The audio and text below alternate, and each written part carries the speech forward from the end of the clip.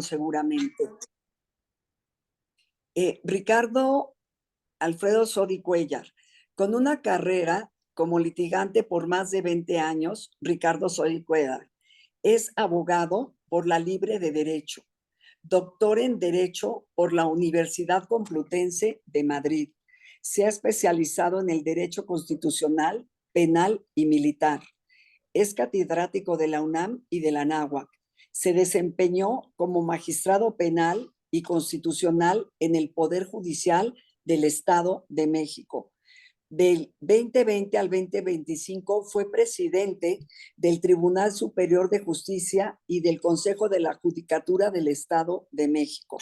No obstante su extensa carrera judicial, lo más relevante en ella ha sido la creación de la Sala de Asuntos Indígenas en el Estado de México, así como la liberación de más de 3,100 personas de prisión que delinquieron por pobreza o no tuvieron la defensa suficiente.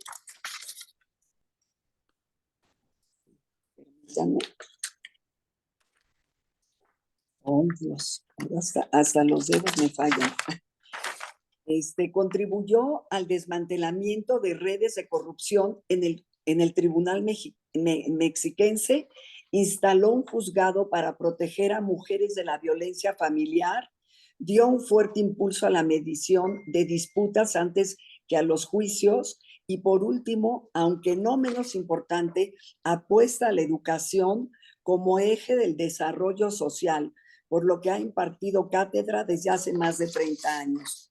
Pues Ricardo, muchas gracias. Creo que tu semblanza pues es verdaderamente impresionante y nos gustaría mucho que nos pudieras dar una visión sobre estas elecciones en función de su trayectoria judicial, así como de su candidatura. Te cedemos la palabra. Muchas gracias, Ricardo. Siempre un magnífico ser humano, un magnífico hijo, un magnífico hermano, padre y esposo. Gracias, Ricardo. Muchas gracias a ti, Adriana. Mucho gusto en saludarlos a todos, a todas en esta charla vía digital, vía Zoom, que ahora pues nos permite la tecnología tener esta posibilidad de acceso. Ante todo, muy reconocido, muy agradecido que me permitan compartir pues mis experiencias profesionales, mi visión de lo que está viviendo México en este momento. Y voy a comenzar con una pequeña historia que se ha hecho muy importante en el mundo del derecho, en el mundo de la protección de los derechos humanos. Era el siglo XVIII, finales del siglo XVIII, 1780, cuando un rey de Alemania, el rey Federico Guillermo de Prusia, decidió construir un palacio en Potsdam que se llamaba Sanssouci, estaba su palacio principal, y luego construyó un pequeño palacio a 1 kilómetro de distancia. Sanssouci quiere decir sin preocupaciones, sin problemas. Por ahí creo que había un compañero del colegio alemán que decía ohne Sorgen, en alemán, sin problemas. Y ahí se dedicaba a la música, a cantar, a la literatura, invitaba a Voltaire como su visitante distinguido, pero entre el palacio principal de Potsdam y el palacio de placer del rey Sanssouci había un molino de viento, y ese molino de viento con su ruido molestaba al rey. El rey mandó a sus ayudantes a decirle al molinero que quitara el molino, que se lo compraba, pero que dejara de hacer ruido. El molinero le dijo que por más de 100 años y antes de que construyeran sus palacios, él era molinero y tenía todo el derecho de estar allí. Y tenía también el derecho de heredarle a sus hijos la profesión de molineros, así es que no se iba a retirar ni iba a cerrar su molino. El rey, molestísimo, fue a ver personalmente al molinero y lo amenazó. Primero lo quiso comprar y no pudo. Luego lo amenazó y el molinero le contestó: Majestad, no se le olvide que hay jueces en Berlín. Esta frase tan fuerte, tan impactante, tan poderosa, significa que las personas que tienen necesidad de ser defendidas cuando se violentan sus derechos tienen la posibilidad de confiar en los jueces. Hay jueces en Berlín refleja el anhelo, la esperanza de que los jueces van a defender a los débiles, porque los poderosos no necesitan defensa, créanme. Un poderoso no necesita que nadie lo defienda, pero un débil sí. Y las personas que deben de defender sus derechos acuden al Poder Judicial en defensa de ello. En el Tribunal de Nueva York, afuera del Tribunal de Nueva York, de la Corte Federal de Nueva York, hay una frase muy bonita que dice, así como la democracia privilegia a las mayorías, el litigio privilegia y defiende al ciudadano individualmente considerado. Es decir, los tribunales, la Constitución, los derechos humanos, son derechos antimayoritarios, es decir, sirven para proteger a las minorías, para proteger al Estado de Derecho, para proteger a los débiles y para dar certeza jurídica a una sociedad. Cuando uno va a la escuela de Derecho, lo primero que le dicen, donde hay sociedad hay derecho. Pero yo ya corregí esa frase. Donde hay sociedad hay conflictos y muchos conflictos. Y para resolver los conflictos necesitamos el derecho y para aplicar el derecho y interpretarlo necesitamos a los jueces. O sea, en pocas palabras, los jueces somos un mal necesario. Y cuando un juez hace bien su trabajo no se nota, pero cuando lo hace mal sí se nota. Es más, como el árbitro de fútbol no es popular. ¿Por qué no es popular el árbitro? ¿Por qué no es popular un policía? ¿Y por qué no son populares los jueces? Porque aplican la ley, porque aplican el derecho. Y siempre que se aplica el derecho hay alguien que gana y alguien que pierde. Si el árbitro de fútbol hace muy bien su trabajo, nadie lo voltea a ver, nadie le agradece y nadie sabe que existió. Pero si hace mal su trabajo, bueno, las rechiflas y los insultos no terminan. Es por eso que en este momento en que el Poder Judicial está en medio de la opinión pública y que la reforma judicial tiene la posibilidad de poner por primera vez en la agenda nacional a los poderes judiciales, creo que esto abre una magnífica oportunidad. Y siempre hay que ver las cosas que suceden en la vida como oportunidades. Una oportunidad de iniciar una verdadera transformación del Poder Judicial. Estamos comenzando. Y yo digo que la reforma judicial, incluso uso una frase poco usual, pero que se me ha pegado a últimas fechas, la reforma judicial es impepinable. Si apuntan la palabrita, es una palabra muy poco común, impepinable, y la buscan en el diccionario, la buscan en sus teléfonos celulares, quiere decir que es una reforma inevitable, ya está. Tenemos que transitar a ella, tenemos que sacarla adelante. Mira, ya veo las caras de algunos que ya vieron impepinable y ya encontraron lo que quiere decir, que tiene, que ya no se puede evitar, ya no se puede hacer nada. Entonces tenemos que sacarle el mejor de los provechos a este momento. ¿Y cuáles son esas cosas? A ver, varias. Es importante que los poderes judiciales estén en la agenda nacional y que las personas discutan respecto a los problemas del Poder Judicial para tratar de construir el sistema de administración de justicia que queremos. Que no tenemos un buen sistema de justicia, es cierto, no lo tenemos, pero necesitamos empezar a discutir y a crearlo. Y segunda cosa, que he escuchado por muchos lados ahora que inicié la campaña el domingo, de que hay mucho desánimo para ir a votar. Y aquí yo los quiero invitar a que hagan esta reflexión.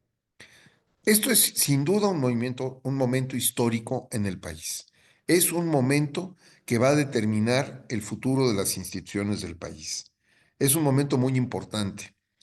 Que cuando pase el tiempo no nos pregunten nuestros hijos y nuestros nietos, oye, papá, mamá, tío, tía, ¿y tú qué hiciste en esta época?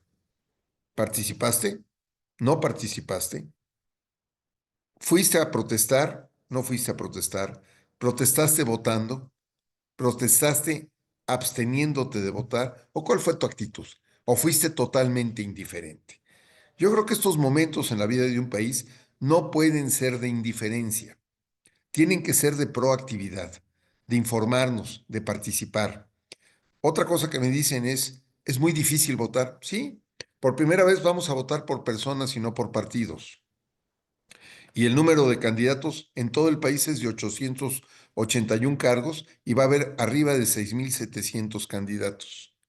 Me dicen, ¿cómo voy a ver tantos nombres y tantos currículos? Y ¿cómo voy a decidir por quién votar? No conozco a nadie.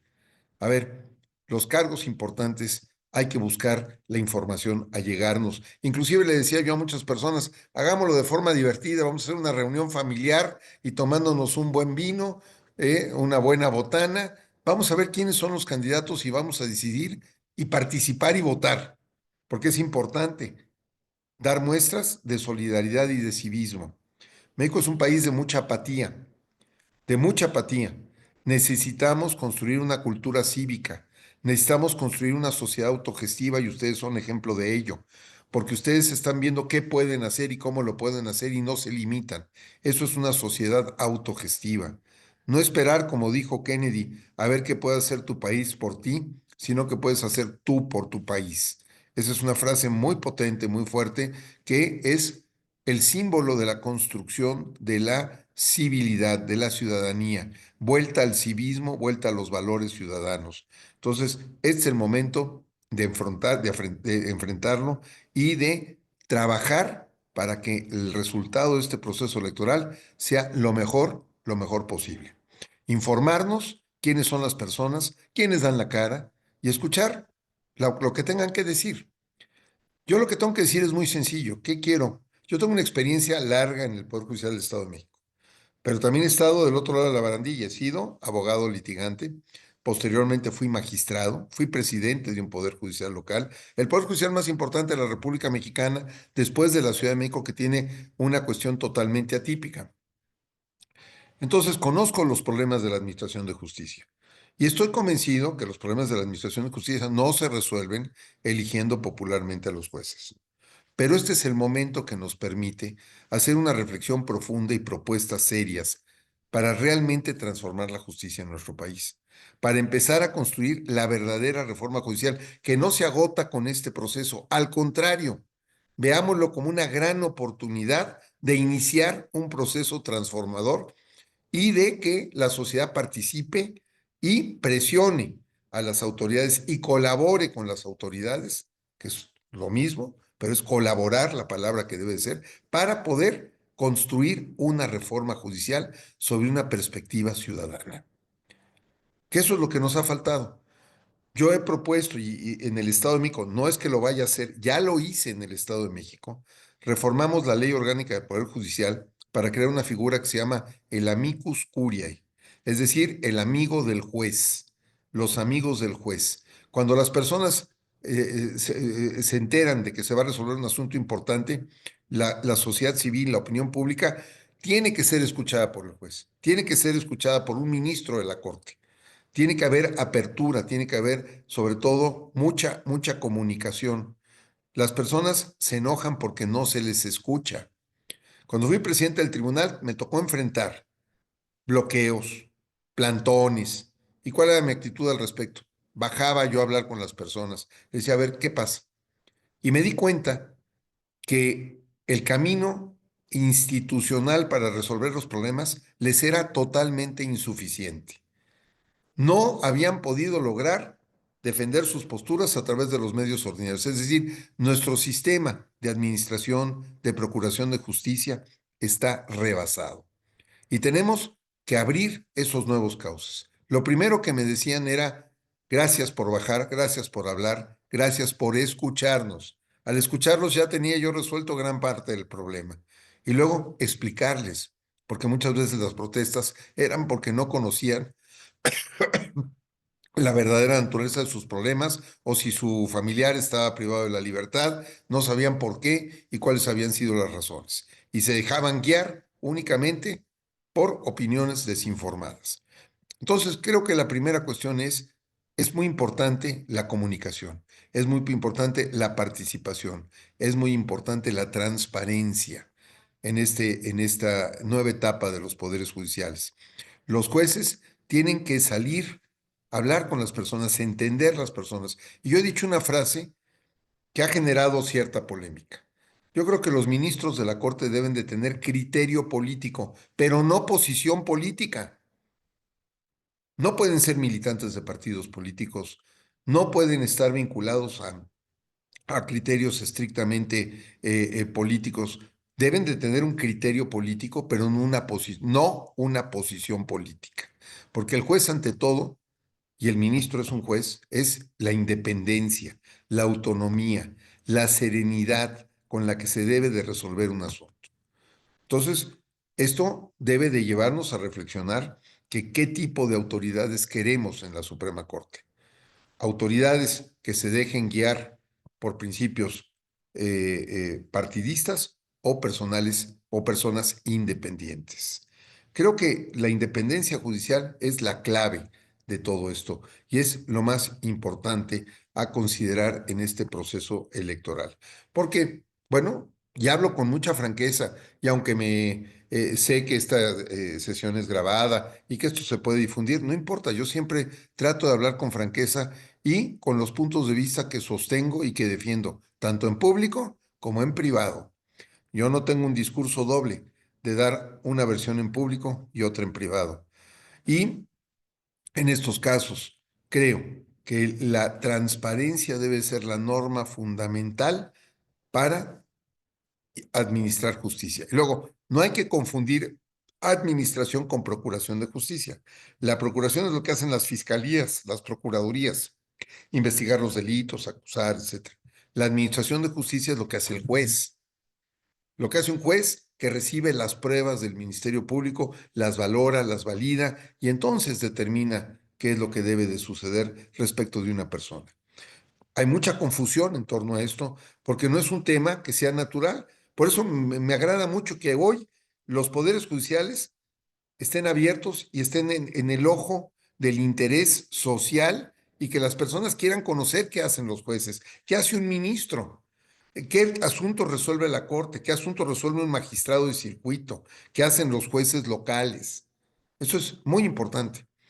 Y otra frase que he dicho que también me ha generado pues mucha polémica y la dije en el Congreso del Estado de México, dije, lo que una buena administración de justicia es cara, pero una mala administración de justicia es más cara todavía, porque una mala administración de justicia provoca que no haya un Estado de Derecho, que haya inseguridad, que haya intranquilidad, que no haya un ambiente adecuado para hacer negocios, comercio, desarrollo de la vida social, comercial de las personas, y por eso tiene más altos costos una mala administración de justicia.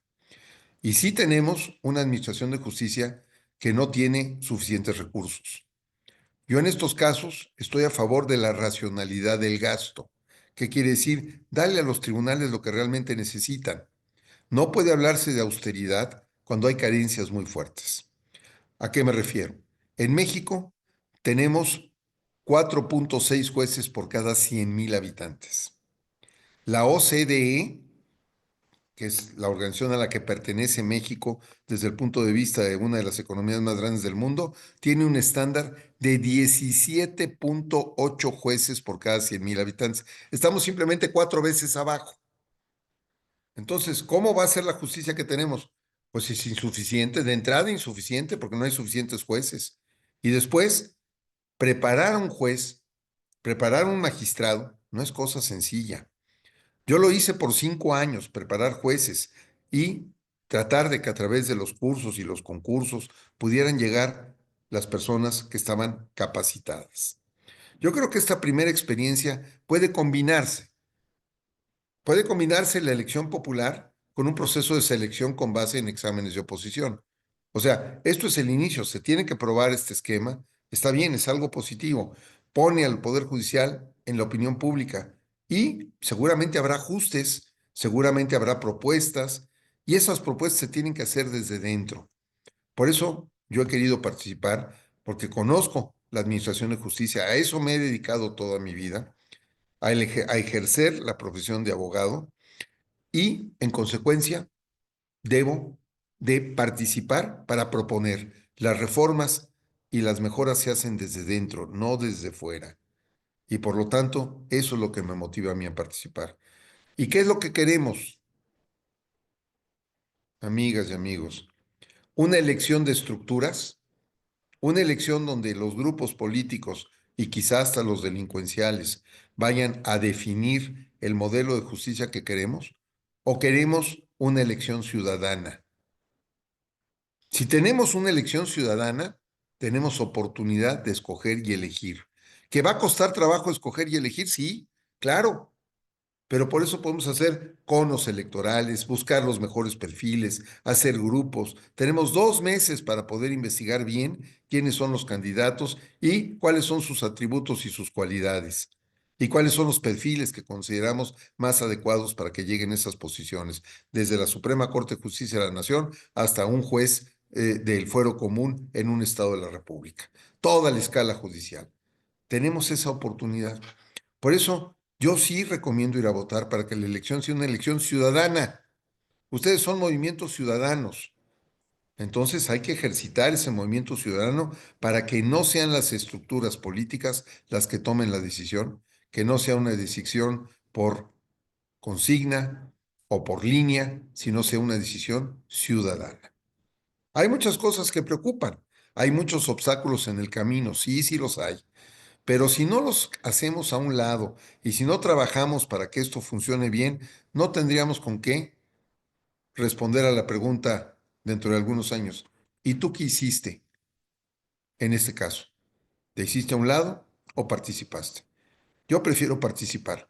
Yo prefiero dar la batalla de frente, enfrentar al toro por los cuernos, enfrentar el problema de frente, con franqueza, con optimismo, con buena disposición. México es un país maravilloso, tenemos todo para ser un gran país. Una vez uno de mis profesores en España, que yo hice el doctorado en España, me dijo, Ricardo, el problema de los mexicanos es que no se creen lo importantes que son. Tienen que creerse lo importantes que son los mexicanos y lo importante y lo grande que es su país, y van a llegar a donde no tienes idea que pueden llegar. Vas a llegar a considerar a México como un país de grandes oportunidades, como lo es. Entonces tratemos de lograr esa perspectiva positivista. Habrá personas que decidan no ir a votar y es muy respetable su decisión. Es una forma de protestar, de decir que no están de acuerdo, pero hay otras personas que deben de decidir ir a votar y buscar los mejores perfiles que puedan generarse en este proceso. Es un reto para todos, es un reto para todos. Otra de las cosas que yo he vivido en el ejercicio de mi profesión de abogado y como magistrado es que el derecho en México se ha vuelto sumamente formalista, sumamente complicado. No es sencillo, no es fácil. El juicio de amparo, que es uno de los grandes inventos del derecho mexicano y un procedimiento que siempre se usaba con mucha agilidad y facilidad para defenderse de las arbitrariedades. Incluso yo le decía el amparo aspirina. Oye, ¿tienes este problema? Ah, presento un amparo. ¿Tengo este otro problema? Presento un amparo. Es como cuando te duele la cabeza, tómate una aspirina. Me duele el estómago, tómate una aspirina. No te va a hacer daño y te puede beneficiar. Pues aún así, el amparo ha perdido su frescura, ha perdido su vigor, ha perdido su fuerza, se ha vuelto una herramienta jurídica cara, inaccesible, ausente, ajena a las personas. Y eso no es positivo, eso no es bueno. Debemos quitarle esos formalismos absurdos y excesivos que ha tenido ya nuestro sistema jurídico.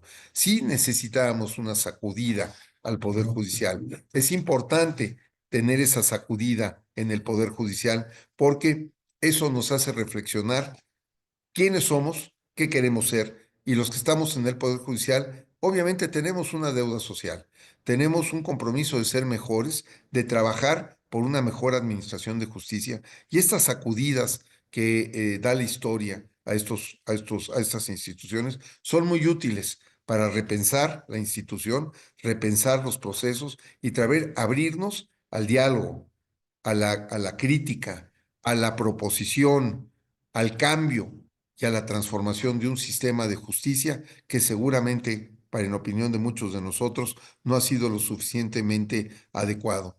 Tan es así que en otros países no se resuelven los asuntos con marchas y plantones, ¿por qué en el nuestro sí?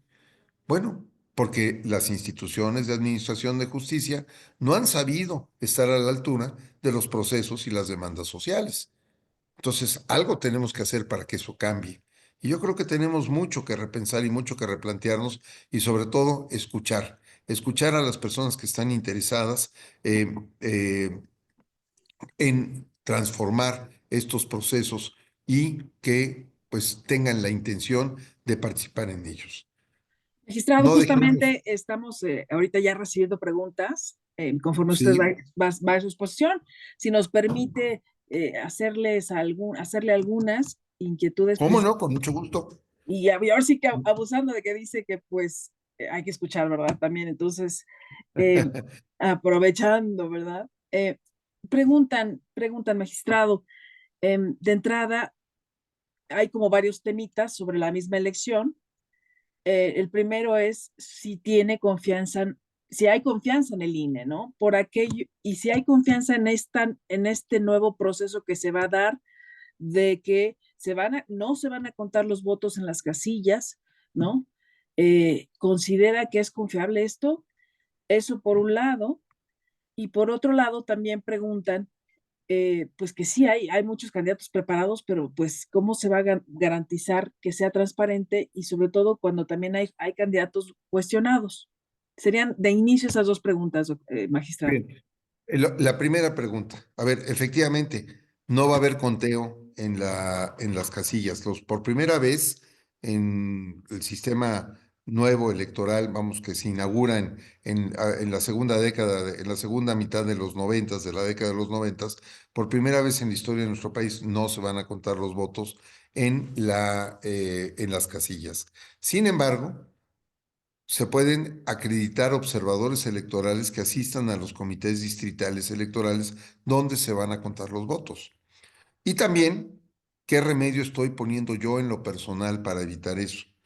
Pues obviamente tenemos que confiar en las instituciones porque no queda de otra. Si yo no confiara en las instituciones o fuera una persona que no estuviera convencido de que esto puede funcionar, pues no tendría por qué estar participando, porque no habría aceptado las reglas de participación. Para poder participar hay que aceptar las reglas de participación como están.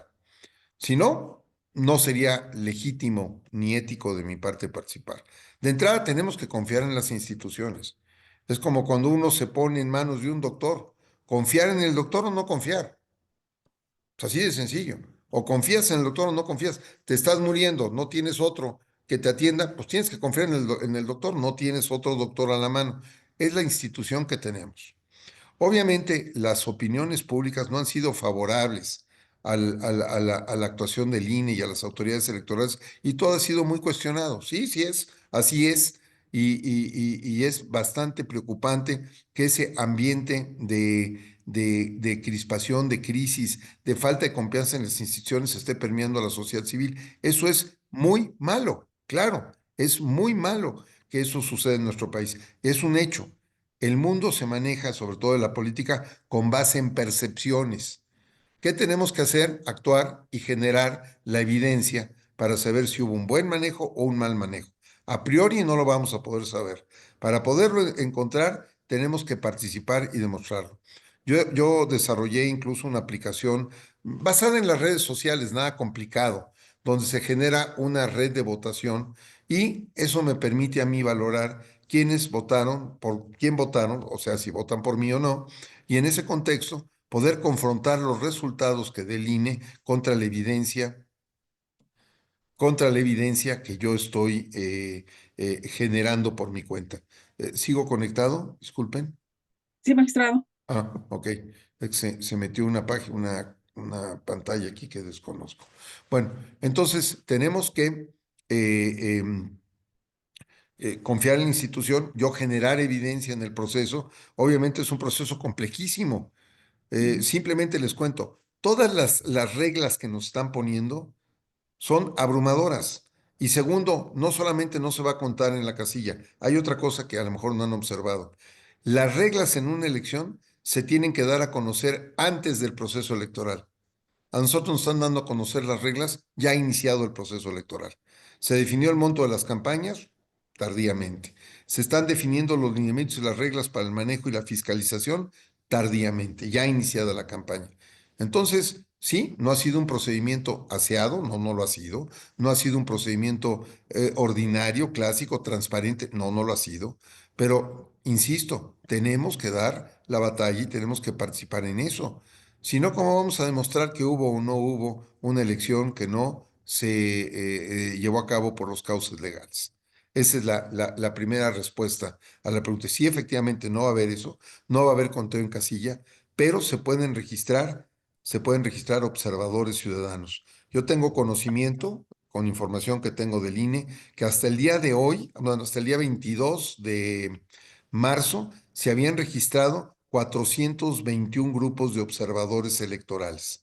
Son son muy poquitos, porque realmente corresponderían, dividan 73,000 centros de votación entre los 421 y da como a 180, 170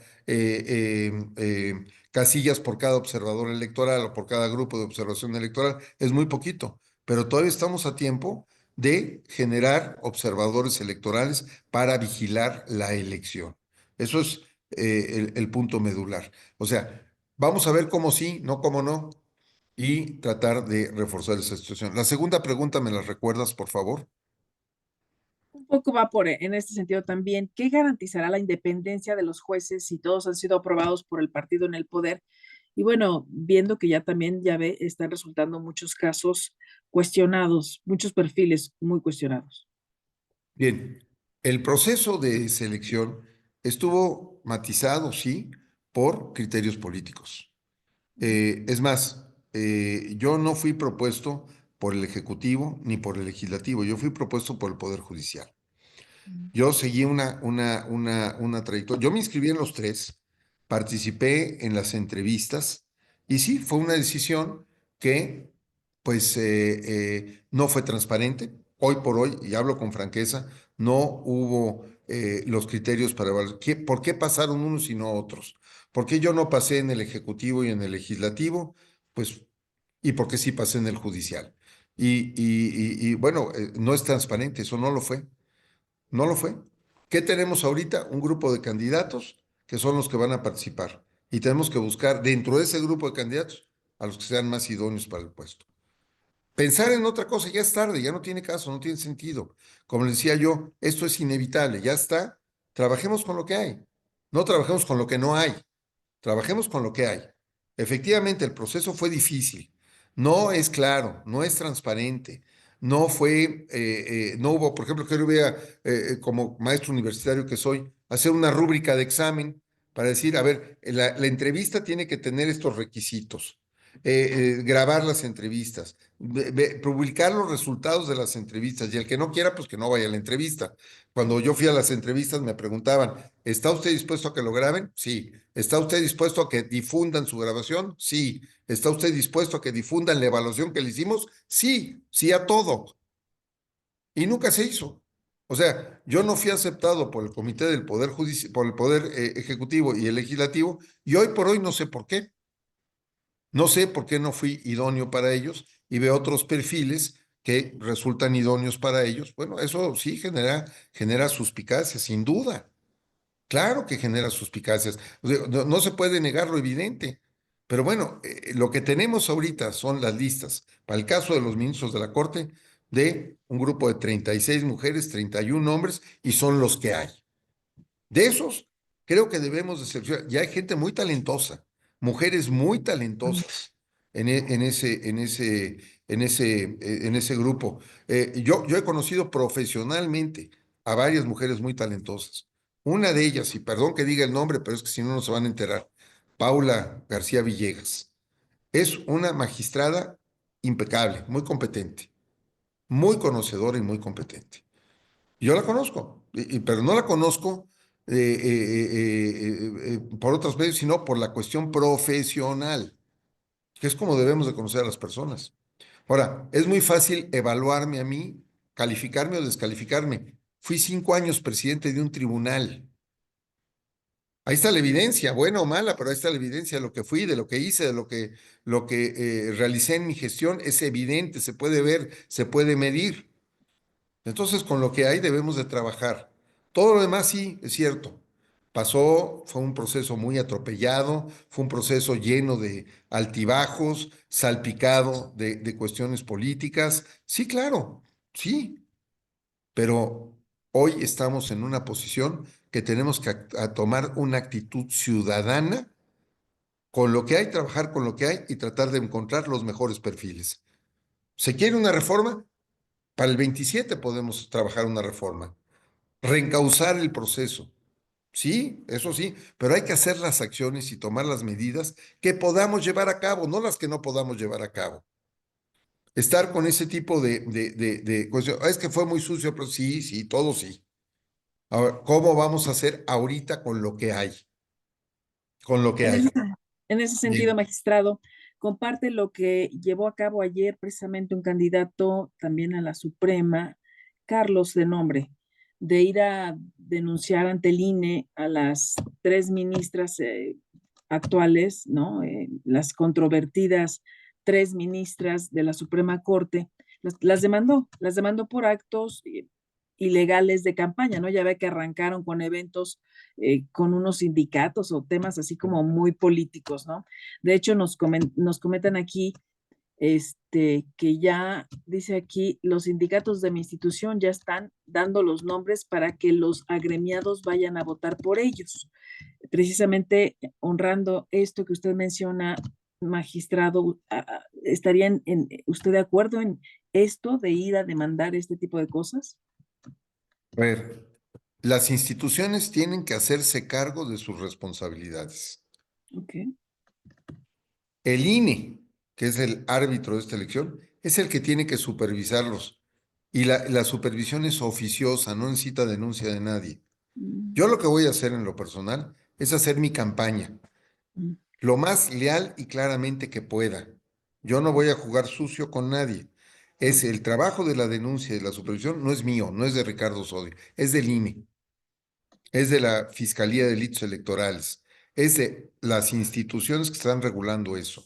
Porque también ponerse a denunciar esas cosas es un acto de proselitismo y de campaña. mm, Entonces ya empiezan a hablar de una persona que fue y denunció, pues ese es el trabajo del INE, no de un candidato. El candidato tiene que actuar con lealtad, con principios y dejarse observar y ser transparente. Es el INE y las autoridades electorales las que tienen que supervisar la candidatura de todos nosotros los que estamos contendiendo para estos cargos y son ellos las que tienen que asumir su función de autoridad. Porque hacer otra cosa es querer jalar reflectores para uno mismo. Y yo no voy a hacer eso porque no me parece ético. Me parece que tenemos que actuar con la rectitud de los que estamos en la contienda y conducirnos con rectitud, con transparencia, con honradez y que las autoridades cumplan con su deber. Si no lo hacen, reclamémosle a las autoridades. de acuerdo. No sé, Adriana, si tengas algún comentario más, alguna pregunta, Dinora querida, magistrado, no sé qué tiempo dispone más. Estoy a sus órdenes. Muy bien. Em, y bueno, pues el tema de que yo le preguntaría también, porque pues ciertamente hay quienes pues dicen definitivamente no hay que votar y se ve sobre todo muy difícil después de también de una elección del 24, donde también hubo un abstencionismo del 40%, ¿no? De los electores. Entonces, ¿cuál es el llamado precisamente para precisamente tratar de evitar el abstencionismo o o el mensaje también para quienes de plano dicen yo no voy a votar? Bueno, yo creo que es un momento de tomar una posición personal y definir, si no van a votar, ¿quién sale ganando? Nada más háganse esa pregunta, ¿quién sale ganando si uno no sale a votar? Si uno sale a votar y las estructuras ciudadanas son muy poderosas y muy fuertes cuando se movilizan, pueden hacer el cambio. Usted dijo, hubo un abstencionismo del 40%. ¿Qué tal si hubiera habido una participación del 90% y no hubiera habido ese abstencionismo? No estaríamos aquí, magistrado, definitivamente. Es correcto. Entonces, usted ya me acaba de dar la respuesta. Hay que salir a votar y ejercer ese movimiento ciudadano que es lo que puede hacer una transformación, puede hacer un cambio. Usted me acaba de dar la respuesta. Si la ciudadanía no se mueve, la elección será de estructuras. ¿Queremos una elección de estructuras o queremos una elección ciudadana? Creo que es la decisión que debemos de tomar. Que nos va a costar trabajo investigar quién es quién y nos va a costar trabajo hacer la revisión y va a ser molesto y vamos a tener que ir a las urnas y dedicarle un buen rato a la votación. Sí, claro, pero yo creo que es nuestro momento histórico, tenemos que hacerlo, tenemos que verlo. Tenemos yo también quiero que haya una votación mayor, porque yo como candidato, que tengo un perfil muy particular, porque mi perfil es estrictamente profesional, no es un perfil político, ¿eh? La única oportunidad que tengo yo de llegar a la Corte es que haya una votación ciudadana que considere que mi perfil es el adecuado por mis antecedentes y lo que he hecho. Sobre todo, es muy fácil valorarme. A mí 5 años fui presidente del tribunal. Ahí está lo que hice. Lo he difundido, lo estoy difundiendo. Pues entonces, si merezco esa confianza, ténmela. Porque es la única forma de hacer los cambios se hacen desde dentro, no desde fuera. Si no se construye una leal y franca eh, análisis de este proceso electoral desde dentro, difícilmente se va a encauzar un proceso de transformación que sí es necesario repensar y replantearnos la administración de justicia, sí lo es, pero tenemos que hacerlo desde dentro y participando por los cauces institucionales. De otra forma no es posible.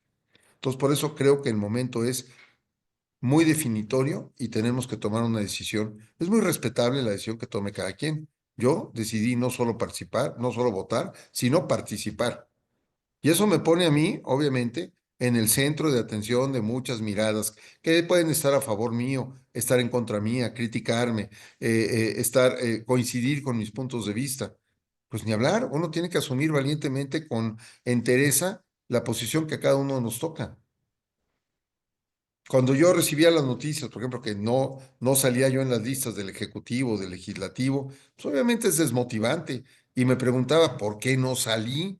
Si yo creo que hice un examen bastante razonable, no conozco los exámenes de los demás, pero yo hice en mi fuero interno, sé cuando desarrollé un tema adecuadamente y cuando no. Y nadie te dice absolutamente nada porque te descalifican. Y sin embargo, tuve la oportunidad de participar en el Poder Judicial, en la lista que mandó, que fue una lista muy reducida, muy reducida, que mandó el Poder Judicial. ¿Y por qué fue reducida? Porque a los que nos metimos al Poder Judicial nos iban a hacer un examen, que finalmente no se hizo, pero nos iban a hacer un examen. Entonces las personas iban rehuyendo esa posibilidad de un examen, iban rehuyendo esa posibilidad de un examen, y eso no es razonable. Entonces, fui en un grupo más pequeñito, que, bueno, ya pasamos a la siguiente etapa y quedé en esta oportunidad. Y quiero dar la batalla. Yo quiero llegar a la Suprema Corte de Justicia de la Nación precisamente para dar esa batalla, porque hay muchas cosas que se pueden hacer desde dentro y creo que un perfil profesional con experiencia puede hacer la diferencia. Tenemos, a ver, Adrián, adelante, por favor.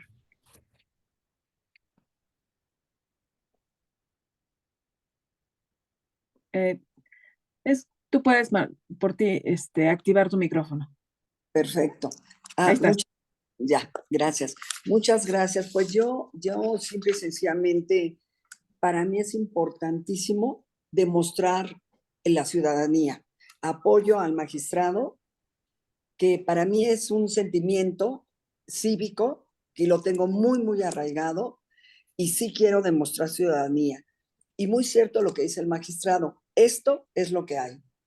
Y la verdad, como he oído muchas veces, si tengo limones, pues voy a hacer limonada. Por supuesto que va a haber limones podridos, va a haber limones sucios, va a haber limones sin jugo, pero dentro de todos esos limones puedo encontrar algunos que yo pueda encontrar que sean jugosos y que saque una buena limonada. Entonces, es lo que hay, no podemos dar vuelta atrás y tenemos que seguir demostrando. Y la verdad, yo quiero ver de frente a mis hijos, quiero ver de frente a mis nietos. ¿Y qué hiciste tú, mamá? ¿Y qué hiciste tú, abuela? Pues esto fue lo que hice. No me pienso quedar con los brazos cruzados, porque somos generaciones y más lo que estamos aquí, que fuimos educados para eso. Sí estamos paliados, sí estamos decepcionados, pero no, Adriana no se va a dejar abatir. y va a seguir pugnando porque voy a ir a votar para demostrar mi ciudadanía y el amor a mi patria. Gracias, Ricardo. Gracias, Muy bien, gracias, pues Adriana. gracias Adriana. Gracias Adriana por hacer posible esta plática con el magistrado Sodi. Magistrado, ¿algo más que quiera agregar ya para despedirnos? Pues miren, yo los invito a que me sigan en mis redes sociales, que vean cómo estoy conduciendo mi campaña. Esta es una campaña que yo en lo personal voy a manejar bajo las siguientes líneas. Uno, redes sociales. Redes sociales porque es el único medio que está, vamos, a mi alcance y permisible para que yo haga mi campaña. Segundo, conferencias, pláticas, charlas en universidades, asociaciones profesionales, en grupos de especialistas, ciudadanos, empresarios. Inclusive los invito, me gustaría hacer una mesa de chat o un Zoom, así como esto, en el cual me digan ustedes sus preguntas, me las manden con anticipación y yo las contesto.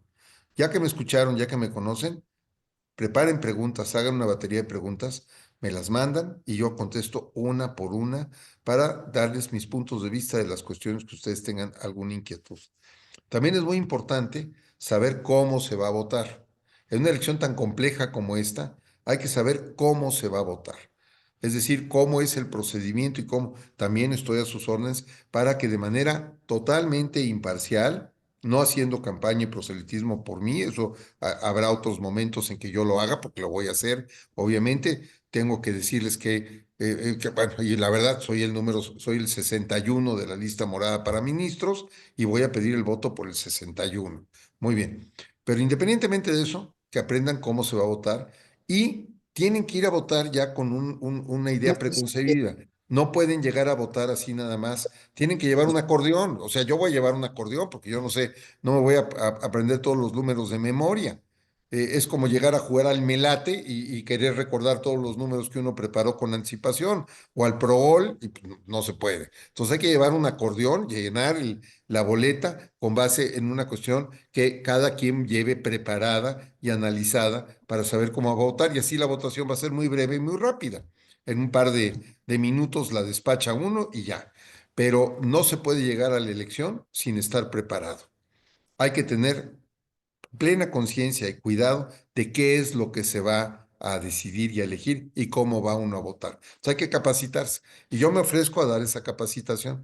Me ofrezco también con toda transparencia a contestar las preguntas que me manden e inclusive hacer un intercambio o un foro y si es posible hacerlo en algún lugar que sea presencial, también con mucho gusto me ocupo de conseguir algún lugar, una universidad, alguna instancia que nos permita hacer un foro presencial y con mucho gusto estaré ahí para contestar sus preguntas, sus inquietudes, dudas y aclarar los puntos de vista.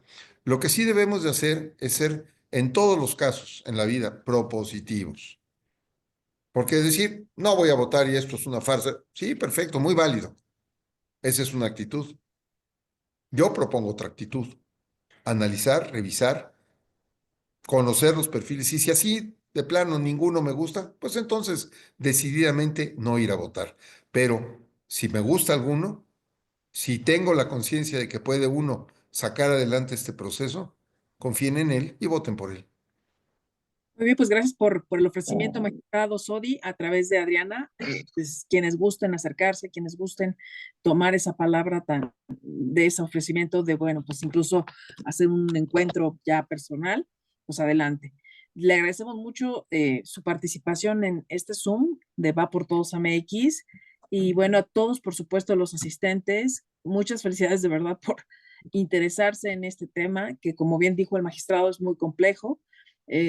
A nombre de Ana Bull agradezco a todos, a nombre de Dinora Domínguez, de Adriana y de todas mis compañeras de Va por Todos, les agradezco y bueno, pues quedamos aquí en contacto, seguiremos buscando más información para, en medio de todo este proceso tan inédito que estamos viviendo y pues tan extraño, tan complejo, ¿no?